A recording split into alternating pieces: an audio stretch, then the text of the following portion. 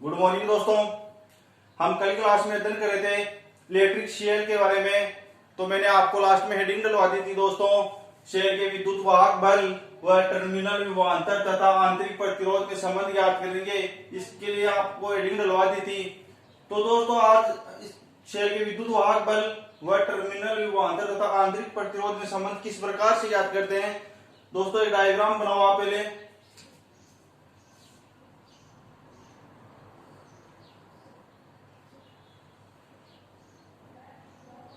ये प्रतिरोध R plus minus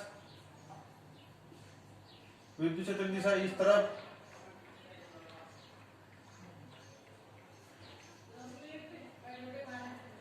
तथा ये एक इस मैट्रिक्स में एक प्रतिरोध और ये कुंजी तथा ये एक मीटर लगा देते हैं इसमें।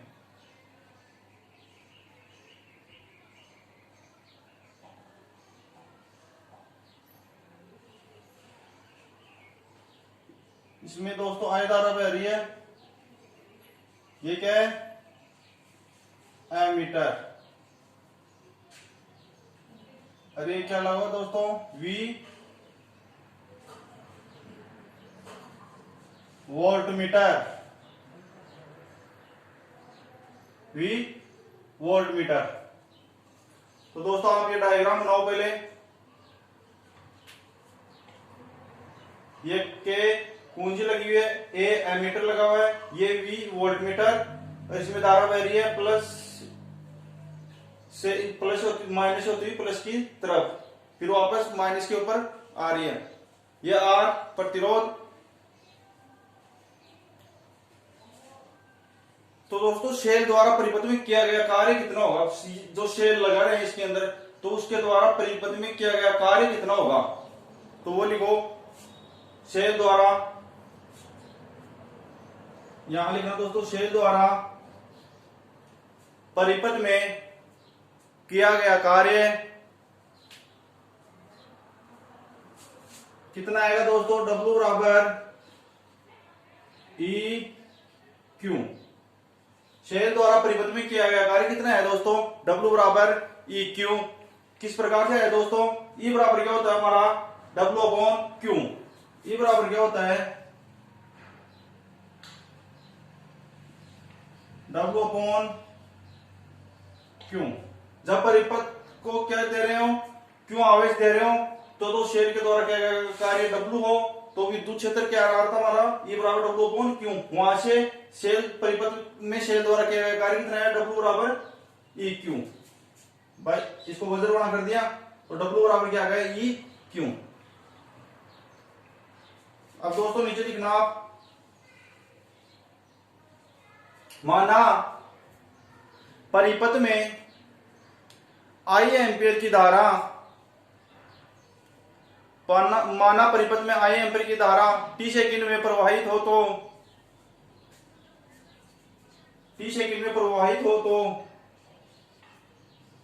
Q बराबर IT। Q बराबर क्या है दोस्तों? IT। कब? कि जब परिपथ में I एम्पियर की धारा t सेकंड में प्रवाहित हो रही हो, तो Q बराबर क्या आएगा दोस्तों हमारा? IT। अब जो ये Q का मान आया वो इसमें रख देते हैं, तो W बराबर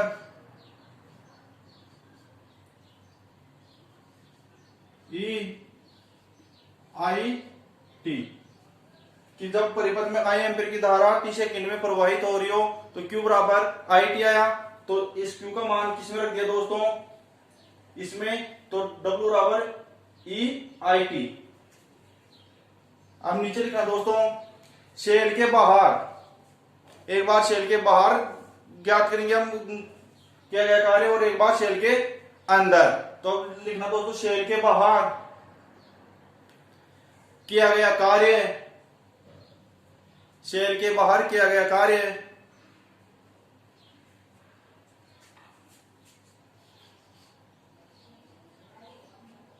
EXT।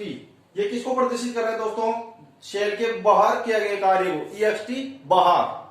ध्यान रखना W के नीचे जो EXT लगा हुआ है, उसका मतलब क्या है, बाहर, यानी शेल के बाहर। तो शेल के बाहर किया गया कार्य EXT बराबर VQ। क्या है, शेल के बाहर किया गया कार्य EXT बराबर VQ। तो दोस्तों यहां से वही पहले मान, इसका Q का मान इसमें रख दें, WEXT इक्वल टू VIT।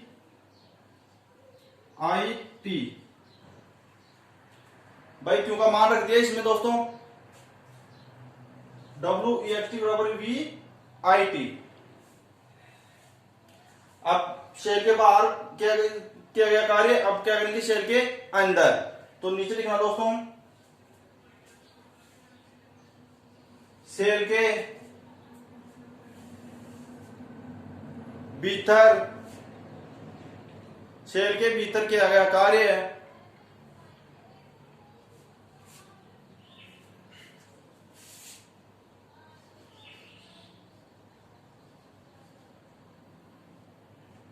इसको किससे प्रतिष्ठित करेंगे दोस्तों, अंदर को। भाई शेल के अंदर किया गया कार्य किससे प्रतिनिधित्व देंगे, W। यदि इसके W के नीचे INT लगा हो तो यानी इन, यानी भीतर, अंदर, इन मींस अंदर। तो शेल के भीतर किया गया कार्य W इक्वल टू क्या आएगा दोस्तों, VQ।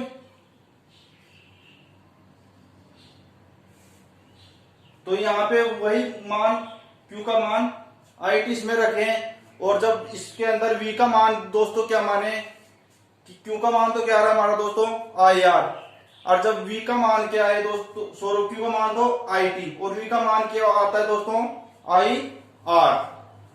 तो इसमें मान रख दो V के और Q के।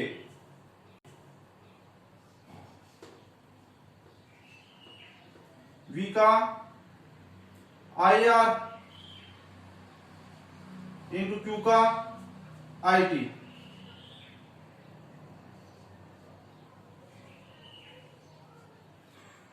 IR कहां से आया दोस्तों,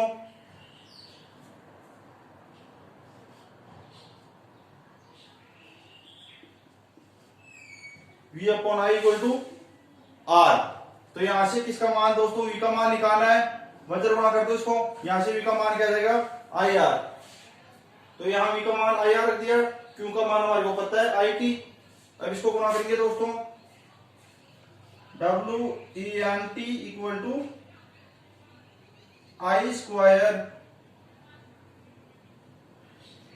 RT। क्या आया, अंदर भीतर कार्य क्या है दोस्तों, I स्क्वायर RT। अब नीचे लिखना दोस्तों,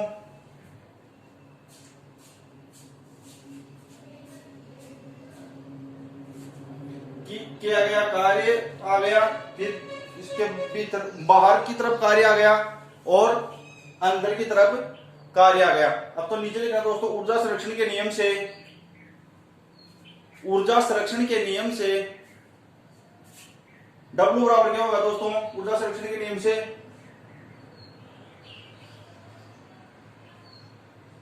ये दोनों बाहर और अंदर जो कार्य है वो जुड़ जाएंगे। W equal to WEXT plus WENT, यानी कि जो किया गया बाहर किया गया कार्य और अंदर किया गया कार्य है वो किससे जुड़ जाएंगे, ऊर्जा संरक्षण के नियम से। तो W equal to WEXT plus WENT, यानी बाहर की तरफ और अंदर की तरफ। तो इसमें मान रख दो दोस्तों, W का मान क्या है, आया था यहां से EIT इक्वल टू WEXT, यानी भीतर क्या आया था VIT प्लस ये बाहर की तरफ आया और भीतर क्या आया था हमारा I square RT।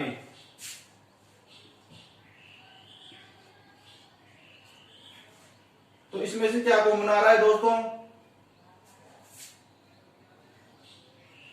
EIT equal to IT यहां पर भी है और यहां I स्क्वायर है, तो एक I तो यहां से आ जाएगा और ये T है, तो IT कॉमन आ रहा है इसमें से। तो IT कॉमन लिया हमने, तो अंदर क्या बच गया दोस्तों, यहां तो V बच गया प्लस अंदर क्या बच जाएगा दोस्तों, आई आर, क्या बच जाएगा, आई आर। तो दोस्तों इस आई टी से ये आई टी कैंसिल हो गया, तो दोस्तों E इक्वल टू क्या आ जाएगा, V इक्वल टू आ जाएगा हमारा V प्लस आई आर।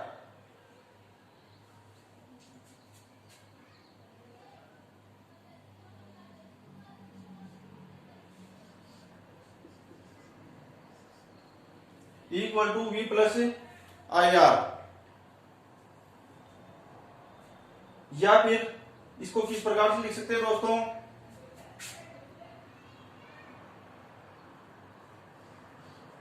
भाई V इक्वल टू, जब हम V विभवांतर ज्ञात करना चाहें तो इसको V इक्वल टू क्या आ जाएगा हमारा दोस्तों, E माइनस आई आर। जब इसमें विभवांतर ज्ञात करना चाहें हम तो इसमें V इक्वल टू क्या आ जाएगा दोस्तों, E माइनस आई आर।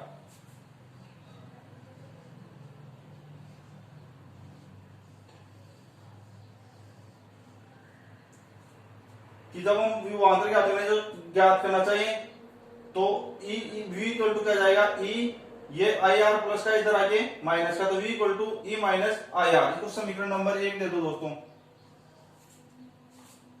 या लिख देना, या इसको ये भी लिख सकते हैं हम। जब दोस्तों खुला परिपथ लें, खुला परिपथ का मतलब क्या होता है दोस्तों, कि उसमें धारा का प्रवाह नहीं हो रहा हो।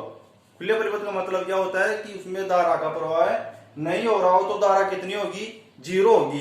तो I का मान कितना होगा, 0 होगा। जब खुला परिपथ हो, धारा का मान 0 हो, तो V बराबर क्या आएगा दोस्तों, ओनली E। यानी कि ये 0 है तो इससे गुणा होकर 0 हो जाएगा, तो V बराबर क्या आ जाएगा दोस्तों, E। V बराबर E। इससे पहले लिख लेना दोस्तों, ये लिखने से पहले एक बार, जब खुला परिपथ हो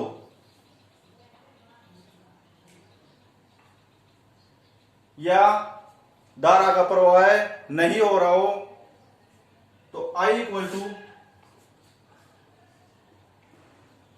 0। जब I का मान 0 लें तो V बराबर क्या आता है दोस्तों, E। अब इसके नीचे लिखना दोस्तों, जब हमारा V बराबर E आया तो इसके नीचे लिखना दोस्तों, टर्मिनल विभवांतर, टर्मिनल विभवांतर शेल के विद्युत वाहक बल, टर्मिनल विभवांतर शेल के विद्युत वाहक बल के विद्युत वाहक बल के बराबर होता है।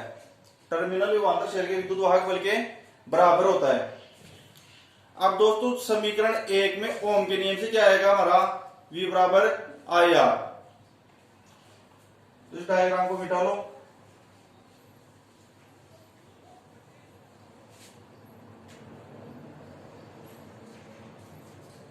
तो अब ऊपर लिखना दोस्तों, समीकरण 1 से या समीकरण 1 में ओम के नियम से V बराबर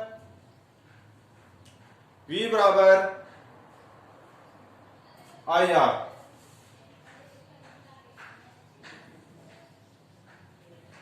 समीकरण 1 में ओम के नियम से V बराबर क्या आया, small I into capital R. तो दोस्तों ये मान कहां रख देंगे इसमें, समीकरण 1 में। तो ये मान हमने समीकरण 1 में रखा, आई आर बराबर E माइनस आई आर। अब दोस्तों इसको इस तरफ लेके आते हैं हम, तो E इक्वल टू क्या आ जाएगा हमारा, I R plus I small R, ये आ गया। तो दोस्तों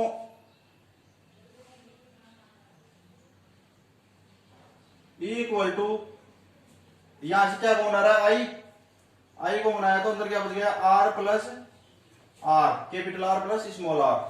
जब यहां से धारा का मान निकालें तो ये जो गुणा में R capital R plus small R, वो किसके नीचे आ जाएगा, ई के नीचे। तो इसको इस प्रकार से लिख सकते हैं, आई बराबर E upon R plus R. क्या है रहमान, आई बराबर capital E upon capital R plus small R. ये किसका दारा का मान आ गया दोस्तों,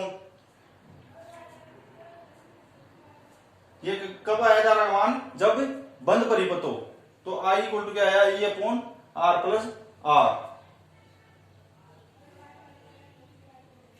अब नीचे लिख रहा हूं दोस्तों,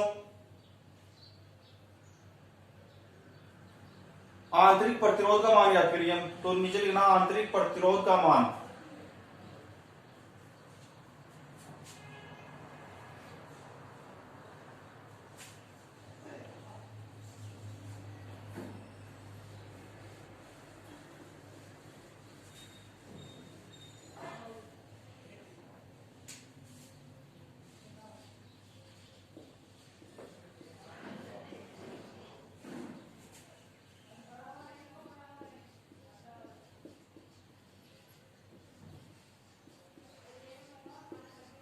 आंतरिक प्रतिरोध का मान।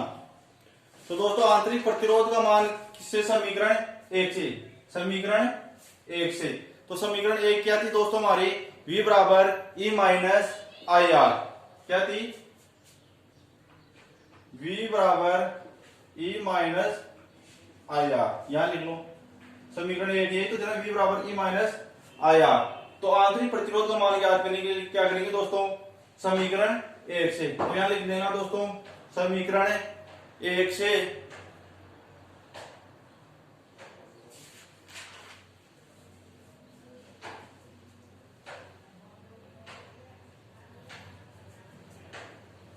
V बराबर E minus I are, V बराबर ई माइनस आई आर। तो दोस्तों आई आर, ये माइनस का इधर आ गया प्लस का, तो E माइनस वी यह आ गया दोस्तों हमारा। तो I इक्वल टू क्या आ जाएगा दोस्तों, सॉरी R इक्वल टू क्या आ जाएगा हमारा, भाई आंतरिक प्रतिरोध का मान क्या करना है, तो R इक्वल टू आ जाएगा E minus V upon I। ये आ गया कि R equal to E minus V upon small I. अब दोस्तों ओम के नियम से V बराबर क्या है, आई आर। तो यहां से I का मान ज्ञात करें, तो I का मान ज्ञात करें तो I, ये कैपिटल R है वो किसके नीचे आ जाएगा, V के नीचे आ जाएगा। तो I का मान क्या आ गया, V अपॉन आर।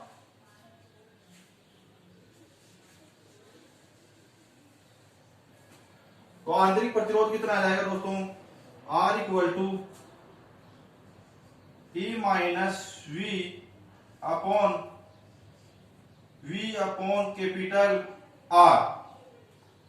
तो दोस्तों आंतरिक प्रतिरोध कितना आया, R small r equal to, ये R है, ये ऊपर आके इसके गुणा में आ जाएगा, कैपिटल R कोष्टक E minus V upon V। यह आ गया दोस्तों हमारा आंतरिक प्रतिरोध का मान। तो दोस्तों आपको सेल का विद्युत वाहक बल व टर्मिनल विभवांतर तथा आंतरिक प्रतिरोध में संबंध पूछे तो जो मैंने आपको ये करवाया है, ये कंप्लीट संबंध आपको बताना है कि सेल का विद्युत वाहक बल E तथा टर्मिनल विभवांतर बराबर होते हैं तथा प्रतिरोध क्या होगा इसका, और जब इनसे प्रतिरोध का, आंतरिक प्रतिरोध का संबंध क्या होगा। तो R equal to capital R कोष्टक E minus V upon V. अब दोस्तों हम बात करेंगे कल की क्लास में सेलों के संयोजन के बारे में, सेलों के संयोजन के बारे में।